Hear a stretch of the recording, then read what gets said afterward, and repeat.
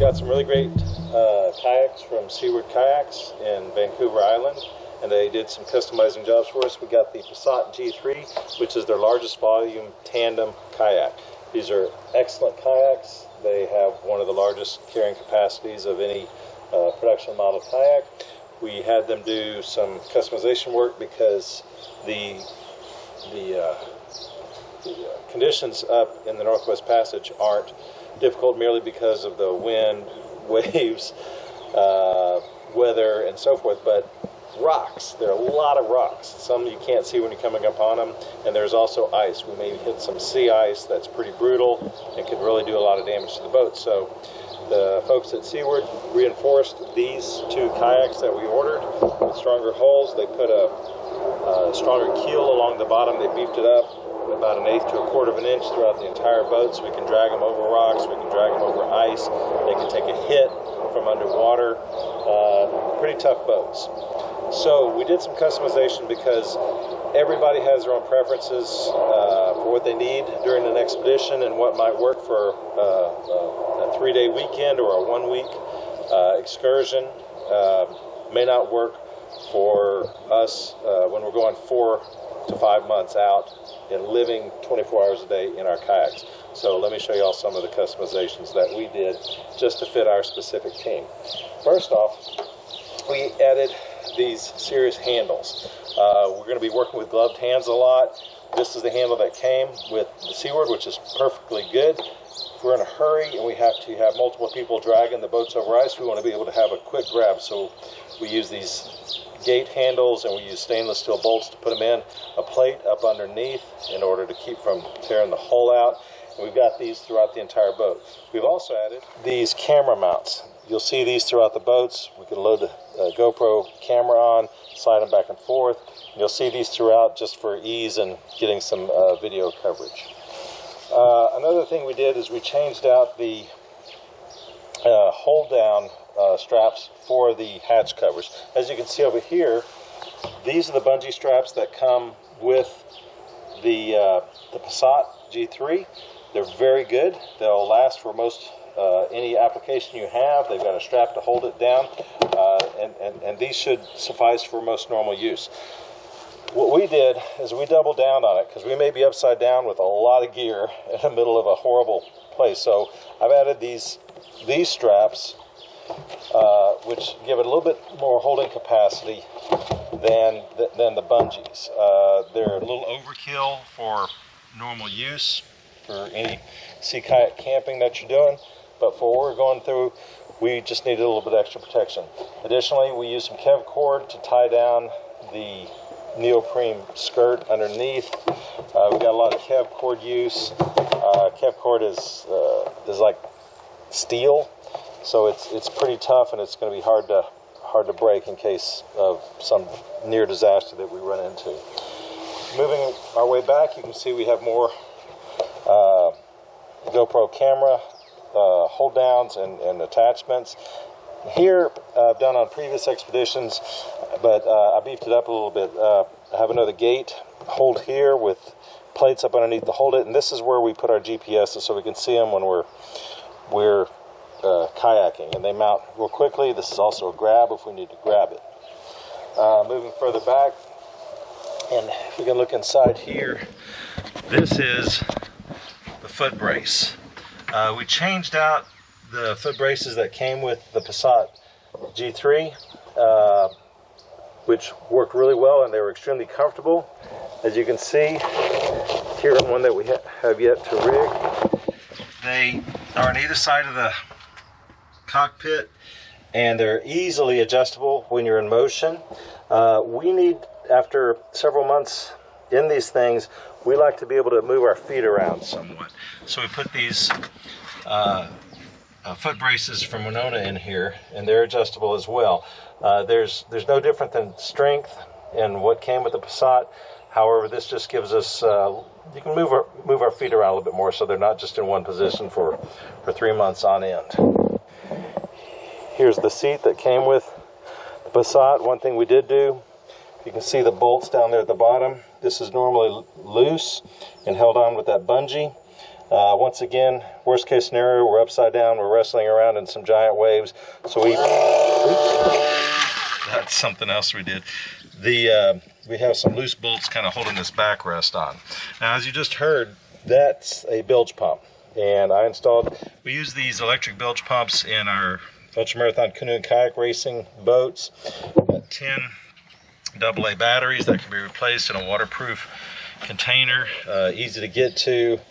The wires are easy to get to, and we have it operated by a toggle switch here. And as you can see, got a little rain today, and that pumps out any water. This whole cockpit can be emptied in its entirety in about 8.5 minutes.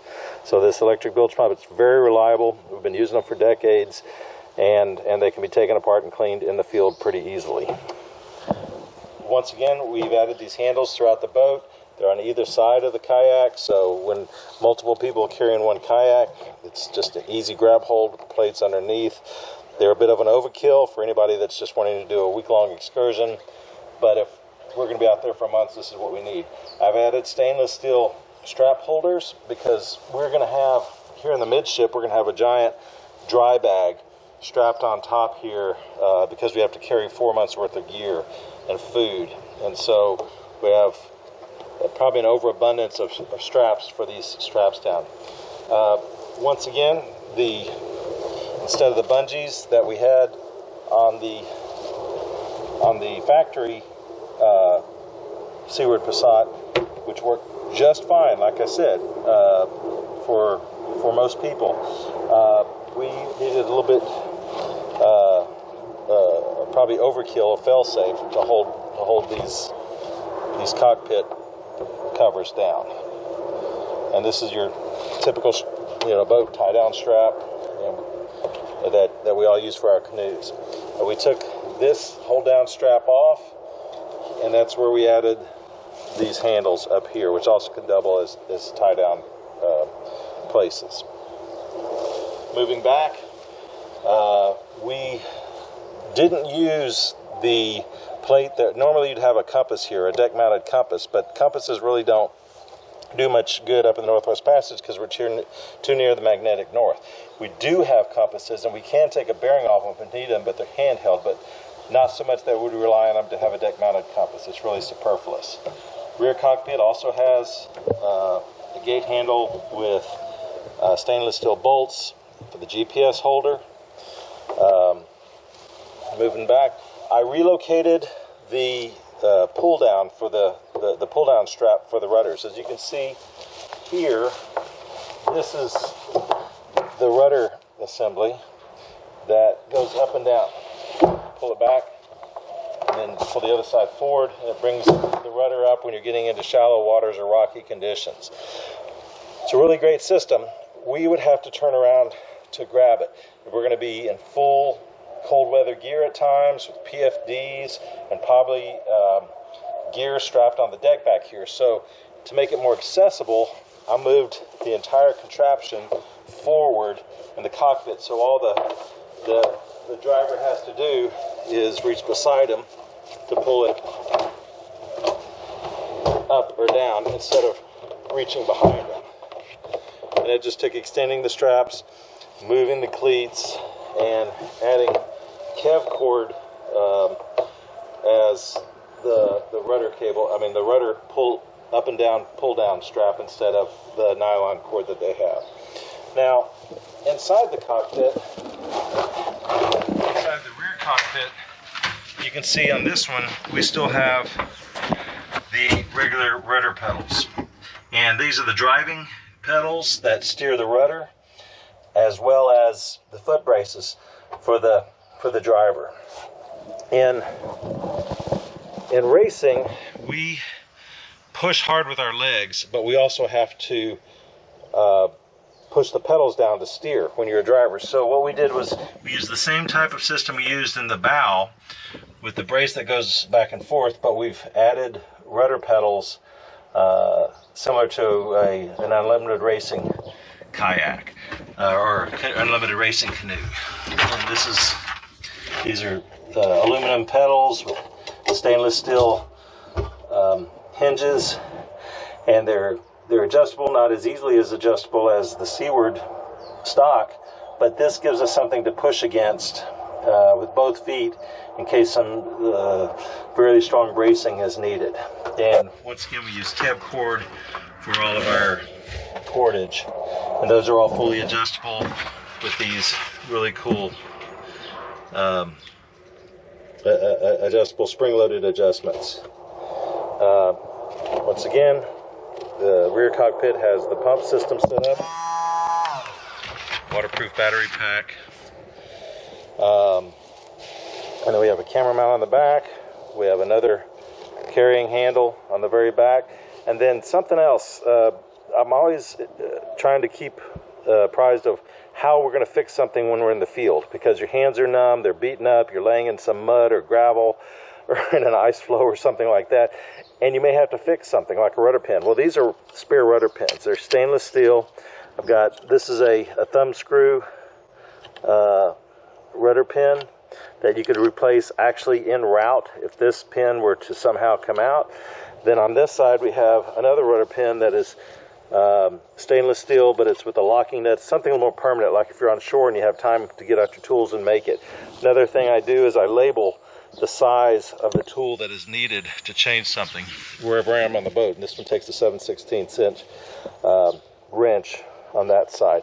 We do that throughout the entire boat, so you're not having to reach for different ones.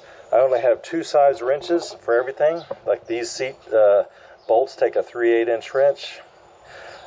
When you're tired and you're trying to figure out why this wrench isn't fitting because it's back behind here, you know you got to use a 3/8 inch wrench. So those are a lot of the changes or adjustments we've made just for our comfort level. For this boat, we're calling this the prototype. I'm about to start rigging our second boat over here, and as you can see, we have a very unique seat. Eileen Visser's one of our team members, and she has been hundreds and hundreds of miles with this specific seat in several races, including the Yukon River Quest. And so she knows what works for her, so we've taken out the factory seat, and I'm going to be installing this seat specifically for her. However, if for some horrible reason she may come out of the race and we have to have somebody else in the seat back here, this seat will be able to be field dressed, and one of the factory seats will be able to be installed here in its place. So it's real, we can't just permanently put everything such that we can't maintain it out in the field. So that's what we're doing next.